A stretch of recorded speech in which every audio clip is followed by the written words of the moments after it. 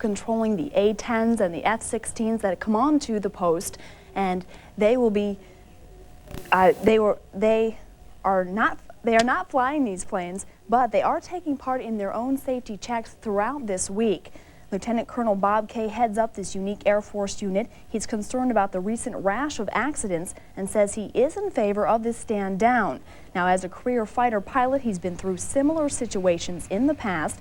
He's asking his squadron to put safety first and look candidly at how they are doing their jobs. In the spirit of what the flying units are doing, we're going to take a hard look at what we do and to make sure that there's not somewhere that we could kind of tweak a little bit to try and minimize the risk if that's required.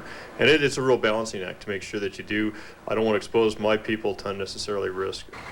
Now, the 10th Mountain Division looks to this group for close air support in the field, so safety is crucial. Now, we're also told that the National Guard 174th Fighter Wing out of Syracuse is participating in this national stand-down. Liz?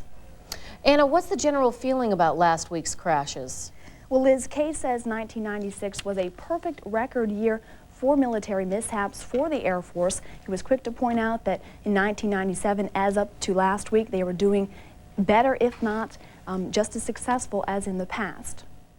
24-hour halt and training was originally scheduled for this coming Friday. But after a B-1 bomber went down over Montana, the stand down, one officer called it an attitude check, couldn't wait. Planes will be flying again, but not the F-117 stealth fighter. A structural failure in the left wing appears to have caused this crash, and the rest of the fleet must be checked. Montana, they still have not found the black box which might reveal why the B-1 bomber went down. This was the flight line at Langley Air Force Base in Virginia today. Rows of Air Force F-15 fighter jets grounded. For 24 hours, the Air Force has suspended all combat training missions around the world. For military air safety, this past week was a disaster. 6 major crashes in 7 days, 16 servicemen killed. The latest accident Friday night, when a B-1 bomber on a low-level training mission crashed in Montana, killing all 4 crewmen. The cause of each accident is under investigation, but so far there's no common thread that links any of the crashes to another. I think a string of just bad luck, to be honest. But Congressman Ike Skelton has asked the General Accounting Office to conduct an independent investigation. 2,000 men and women are going through Mountain Summit 1998. It's a huge exercise that puts them as close to war as possible. Top Brass also let us in on some previously closed scenes to the press. On the Drum Watch now, here's Newswatch 50's Anna Bronk. To enter a war zone, first you'll have to get through this barbed wire, past these armed guards, and then sneak by this soldier. Guard the road and make sure that if anything gets past the dismount point, then I'd be the next point. What's all this security about? Well, these Fort Drum soldiers are protecting their combat headquarters in a make-believe battle. This is realistic training for us, and it's a division command post exercise. We call it Mountain Summit. The soldiers are living in these mock camps 24 hours a day. They're the ears and the eyes of the battlefield. They relay vital information back to the command post. This is the intelligence map that we would track the enemy situation from. This is the heart of the Army post when troops are overseas. Here they track the enemy. This radio operator is monitoring the troops. We rely on one another. We work as a team out here because if somebody misses something, somebody else has probably picked it up and listened to it. So put in a target location, 1, 2, 3, 4, 5, 6. The Army rarely works alone during war. Here they're getting help from the Air Force. This Master Sergeant is calling airstrikes. The only link to get air support to the Army quickly, the only way to do it.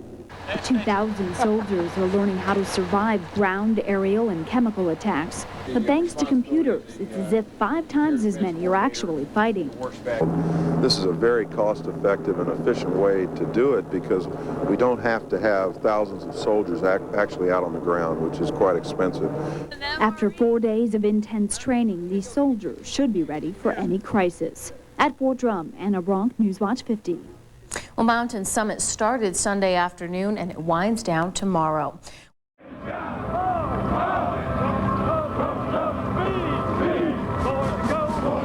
My name is Becky Schmidt and I'm from Idaho and I just graduated from Grangeville High School.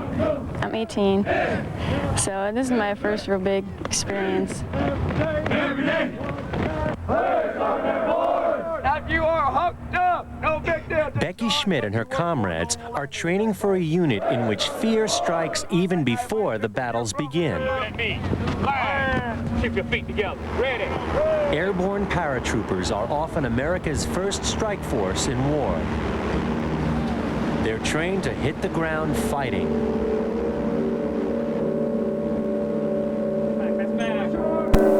But long before these young soldiers can make the cut, they must conquer a basic fear. Go! 1,000, 2,000, 3,000, 4,000! The 34-foot tower that they jump from in the first week of training is at a height that is designed to be where the maximum human fear of heights comes in, because they can clearly focus on the ground. They know for sure that if they fall, they're going to hurt themselves or kill themselves. And Coronado? Lieutenant Colonel Stephen Cyphers knows only too well how overwhelming fear can be to his students. Pull it, pull it! Fear is never gone. I've had quite a few jumps myself. I am always afraid when I head for the jump door. The open jump door is a fearful thing. The training is designed to overcome that fear. In fact, we don't want soldiers who are not afraid. Those are individuals whom we can't control. The fear is a natural part of everything we do. Overcoming the fear is what this school is all about. Okay, jump master! But not everyone can overcome their fear. 15% of soldiers don't make it past the tower. And of the 270 who have stuck with the training, Becky Schmidt is the only woman left. I'm the only female here in this company. It was pretty rough. They pinpoint you out. You can't hide with all the guys, and so, but they really watch you, and a lot of guys say that I motivate them because I'm motivated. I don't give up. Elbow time. Hey, come here. Move! Move! The Army has learned that the key to conquering fear is discipline and repetition. You better reach down. Discipline is composed of many things. It includes rules and punishment, but it also includes a sense of confidence in your own skills, which is acquired by repeating the training aspects. The do it again, do it again, do it again, until you're almost doing it in your sleep, doing it at a spinal cord level. You don't even have to think about it.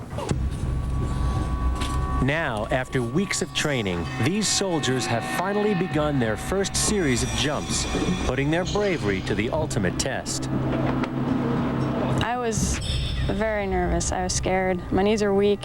Your stomach pretty much turns, your eyes get real big. I was thinking, why do people do this, It really doesn't make sense, but as we took off, you could see the look in everybody's eye that, when I looked around, everybody looked a little bit different. They looked a little scared, and which is quite normal, because nobody has done this here before.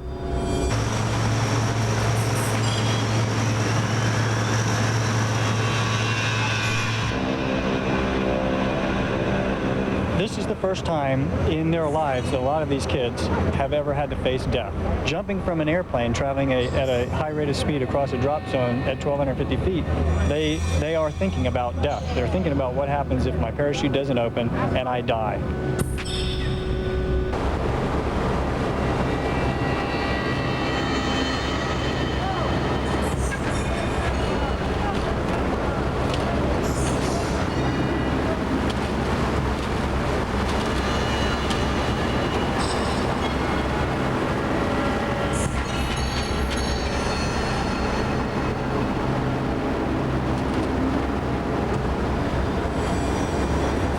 The scariest thing is when that door opens and you stand up and hook up and you're ready to shuffle out that door. That's the scariest part right there, because you never know what can happen in the air.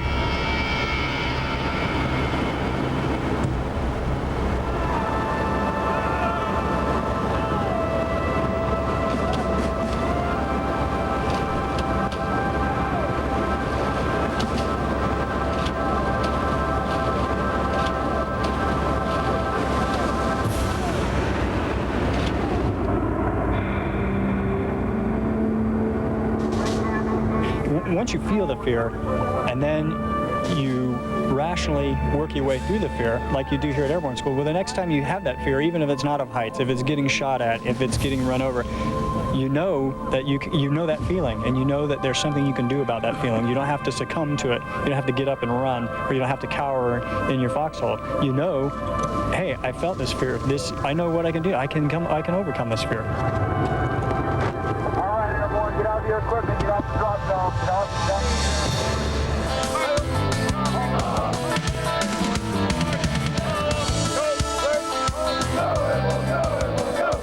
Enlisted honor graduate and recipient of the Red King Award.